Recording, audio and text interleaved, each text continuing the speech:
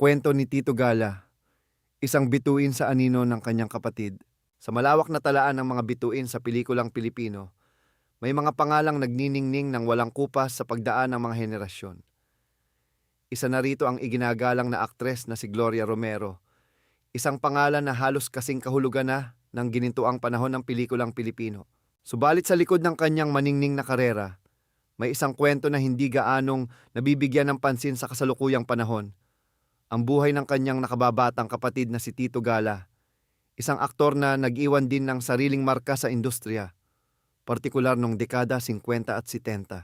Si Tito Gala, na isinilang bilang Pedro Gala, ay isang produkto ng dalawang magkaibang kultura.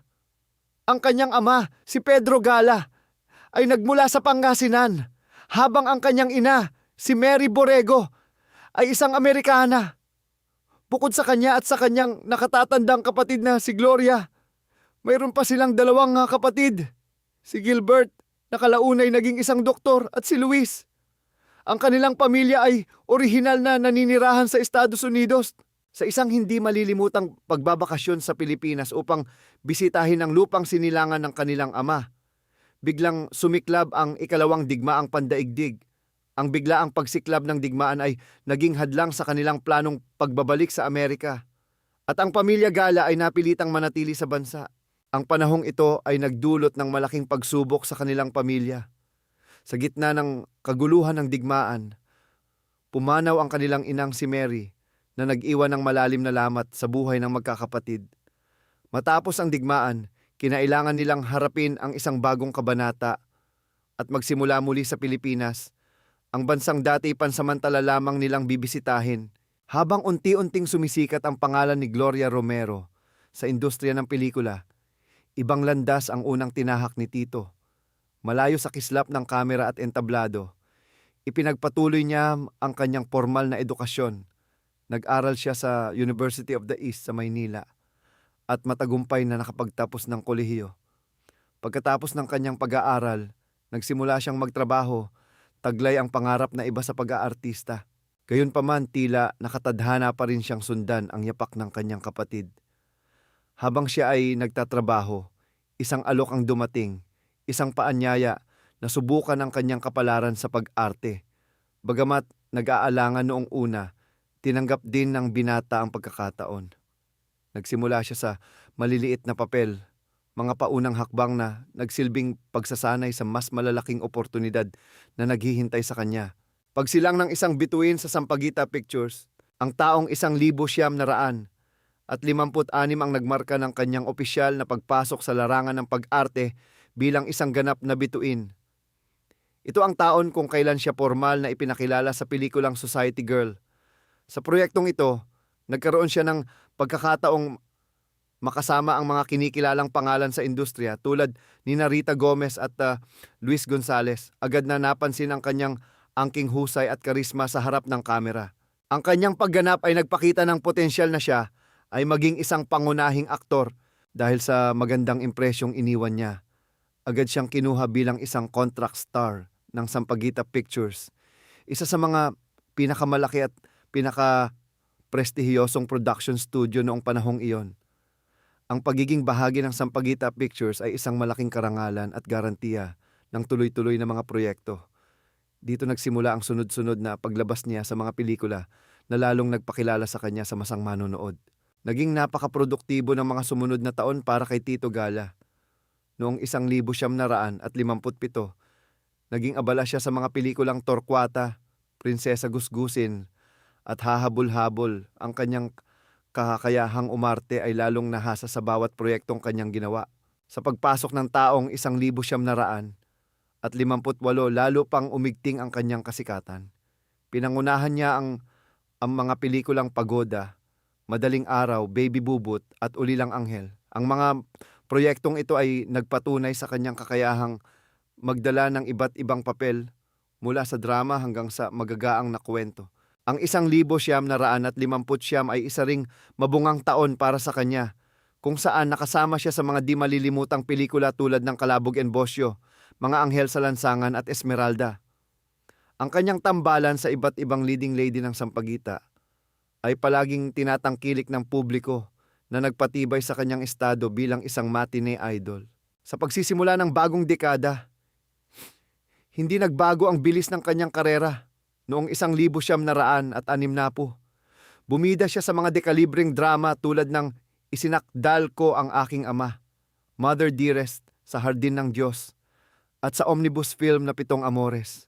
Ang mga pelikulang ito ay nagpakita ng kanyang lalim bilang isang aktor na may kakayahang magbigay buhay sa mga komplikadong karakter. Ang kanyang filmografiya ay patuloy na lumago noong 1900 at 61 sa mga pelikulang Dugo sa Aking Kamay, 4 na Yugto ng Buhay, Harangan Man ng Sibat, at ang makasaysayang alias Sakay. Ang papel niya bilang Macario Sakay ay isa sa mga pinakatumatak sa kanyang karera na nagpakita ng kanyang kakayahang gumanap sa mga action drama na may historical na konteksto. Noong 1962, ipinakita niya muli ang kanyang versatility sa mga proyektong The Big Broadcast, Magbayad ang May Utang, Pitong Puso, at Sa Bawat Punglo. Ang kanyang kakayahang makibagay sa iba't ibang genre ay naging dahilan kung bakit nanatili siyang isa sa mga pinakaabalang aktor ng kanyang panahon. Nagpatuloy ang kanyang pamamayaagpag hanggang 1900 at 63 sa mga pelikulang Sweet Valentines, Historia de un Amor, at Sa Puso ng Isang Ina. Ang mga nabanggit na pelikula ay ilan lamang sa mahabang listahan ng mga proyektong kanyang pinagbidahan sa ilalim ng Sampaguita Pictures na nagpatunay sa kanyang dedikasyon at talento sa sining ng pag-arte. Ang kanyang karera sa loob ng ginintuang panahon ng pelikulang Pilipino ay naging matatag at maningning. Pagbabago ng panahon, pagbabago ng papel, sa paglipas ng panahon nagbago rin ang tanawin ng industriya ng pelikulang Pilipino. Pagsapit ng huling bahagi ng dekada 70 hanggang sa unang bahagi ng dekada 70, isang bagong kalakaran ang nagsimulang lumaganap. Ang pagsikat ng mga pelikulang may mas mapangahas na tema na kalaunay nakilala bilang bomba films. Ang pagbabagong ito ay nagbukas ng bagong pinto para sa maraming aktor at isa na rito si Tito Gala bilang isang aktor na handang sumubok ng mga bagong hamon. Hindi niya pinalampas ang pagkakataong maging bahagi ng bagong genre na ito. Ang kanyang imahe bilang isang matinee idol ng Sampaguita Pictures ay unti-unting nagbago upang umangkop sa hinihingi ng panahon. Naging isa siya sa mga hinahangaang leading man ng mga pinakasikat na bomba stars noon. Noong 1970, nakapareha niya ang itinuturing na isa sa mga unang bomba star na si Merl Fernandez sa kontrobersyal na pelikulang Uhaw.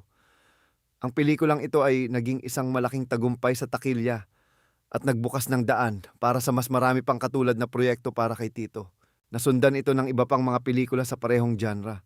Muli niyang nakasama si Merl Fernandez kasama si Rosana Ortiz. Sa pelikulang Hayok, nakatambal din niya ang premyadong aktres na si Rita Gomez sa Laman sa Laman.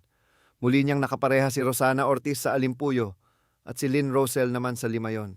Ang kanyang pagganap sa mga pelikulang ito ay nagpakita ng isang mas matapang at mas mature na Tito Gala na handang gampanan ang mga papel na malayo sa kanyang mga naunang karakter. Ang kanyang pagpasok sa genre na ito ay nagpatunay sa kanyang profesionalismo at kakayahang manatiling relevant sa isang mabilis na nagbabagong industriya. Ang huling kabanata, karamdaman at pamamaalam. Sa kalagitnaan ng dekada 70, sa kasagsagan pa rin ng kanyang karera bilang isang versatile na aktor, biglang huminto sa pag-aartista si Tito Gala. Ang kanyang pagkawala sa industriya ay naging biglaan para sa marami. Sa kasalukuyan, kakaunti ang impormasyong nakalathala tungkol sa kanyang naging pribadong buhay matapos niyang talikuran ang showbiz. Ang kanyang paghinto sa pag-arte ay kasabay ng mga personal na hamon sa kanyang kalusugan. Ang desisyong ito ay maaaring sanhi ng isang malubhang karamdaman na nagsimulang makaapekto sa kanyang buhay. Nagtungo si Tito sa Estados Unidos upang magpagamot, dala ang pag-asang malalampasan ang pagsubok na ito. Kalaunan, natuklasan na siya ay mayroong brain cancer. Ang sakit na ito ang unti-unting naging dahilan ng paghina ng kanyang kalusugan. Sa kabila ng pagpapagamot, patuloy na bumagsak ang kanyang kondisyon. Matapos ang matapang na pakikipaglaban sa karamdaman, tuluyan ng iginupo ng sakit ang kanyang katawan. Noong Agosto 25, 1970, habang nasa Philadelphia, Pennsylvania, pumanaw si Tito Gala. Siya ay 44 na taong gulang lamang. Ang kanyang maagang pagpanaw ay isang malaking kawalan hindi lamang sa kanyang pamilya, kundi pati na rin sa industriya na kanyang pinaglingkuran. Pamilya at pamana. Sa kanyang pagpanaw, nag-iwan si Tito Gala ng mga anak. Sa mahirap na panahong ito, ang kanyang nakatatandang kapatid na si Gloria Romero ang gumanap na mahalagang papel sa pag-aalaga at pagtataguyod sa mga naulila niyang anak. Ang pagmamahal at suporta ng kanilang pamilya ay naging sandigan sa gitna ng kanilang pagluluksa, bagamat hindi naging singhaba ng sa kanyang kapatid ang pananatili ni Tito Gala sa industriya ng pelikula. Hindi matatawaran ang markang kanyang iniwan. Mula sa kanyang mga papel bilang isang kaakit-akit na leading man sa Sampaguita Pictures hanggang sa kanyang mas mapangahas na mga karakter sa dekada 70, ipinakita niya ang isang dedikasyon sa kanyang sining. Ang kanyang mga ambag sa pelikulang Pilipino ay mananatiling bahagi ng mayamang kasaysayan ng mundo ng entertainment sa bansa.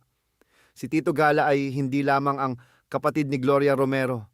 Siya ay isang aktor na may sariling ningning, isang bituin na, bagamat maagang naglaho, ay nag-iwan ng liwanag sa puso ng mga manonood na kanyang naantig. Ang kanyang kwento ay isang paalala na sa bawat maningning na tala, may mga bituing tahimik na nagbibigay kulay sa kalangitan ng pelikulang Pilipino.